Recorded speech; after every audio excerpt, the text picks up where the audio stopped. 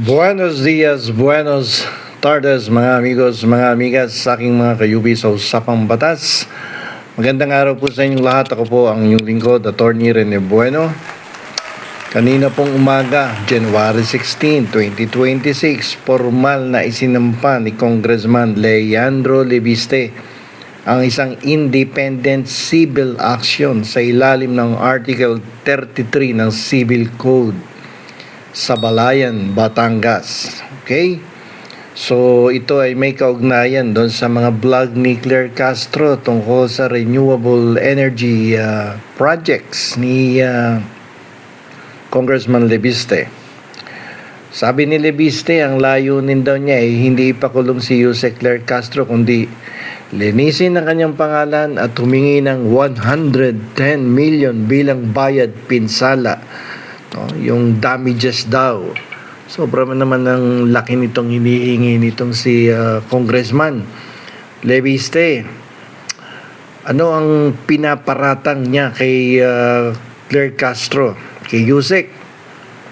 Ayon po kay Congressman Lebiste, paulit-ulit siyang binerify at siniraan ni Castro sa mga vlogs nito, kung saan sinabi ni Castro na ibinenta ni Lebiste ang kumpanyang may prangkisa, yung solar para sa bayan.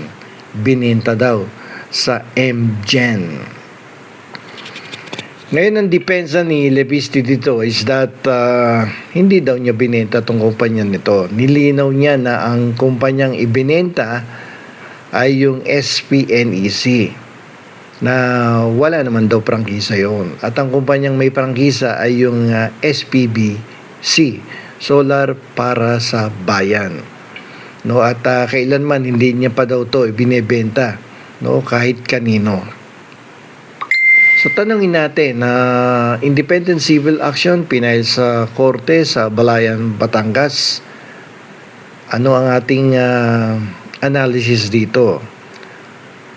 Pwede bang ibasura ito ng korte? No? At i-dismiss na agad.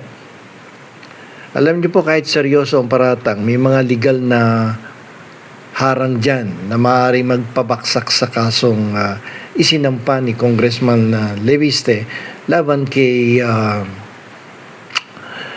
Attorney Claire Castro. Tingnan natin yung source ni Jose Castro.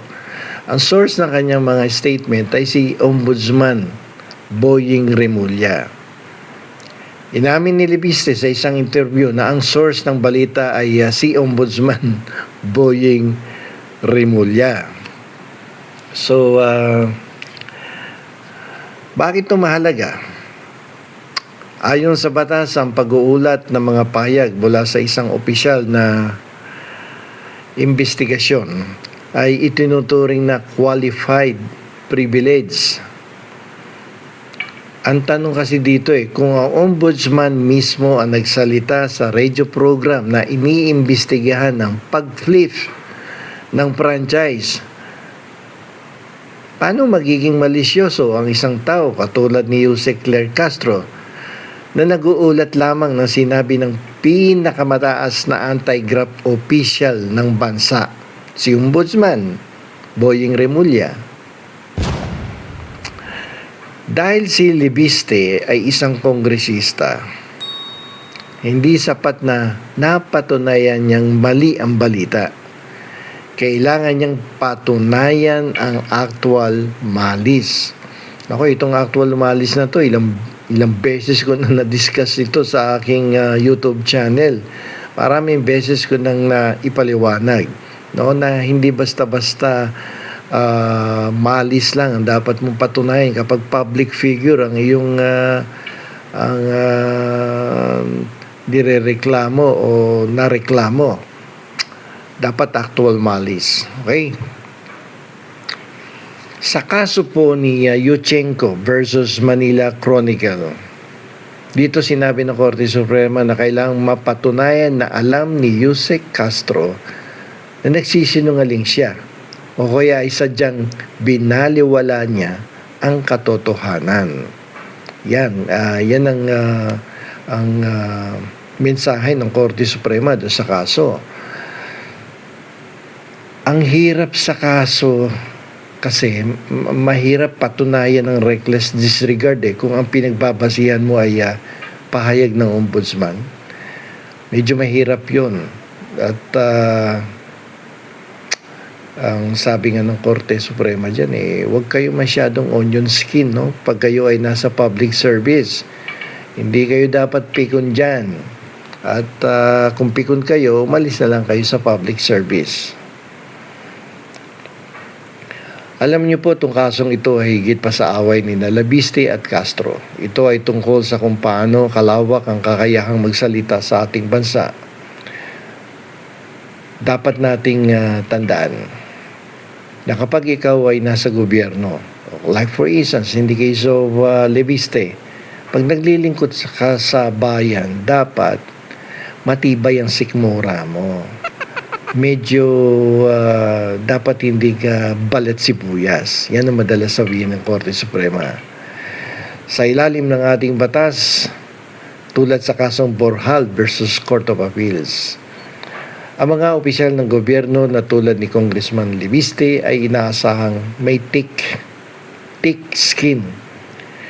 Hindi sila dapat maging balat sibuyas sa mga batikos, lalo na kung ang usapin ay tungkol sa kuryente at prangkisa, mga bagay na interes ng bawat Pilipino.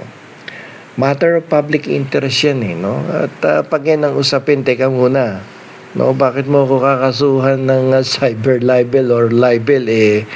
Matter of public interest yan. Kami concerned lamang sa kung ano nangyayari sa renewable energy, no? Hindi pwede yun, no?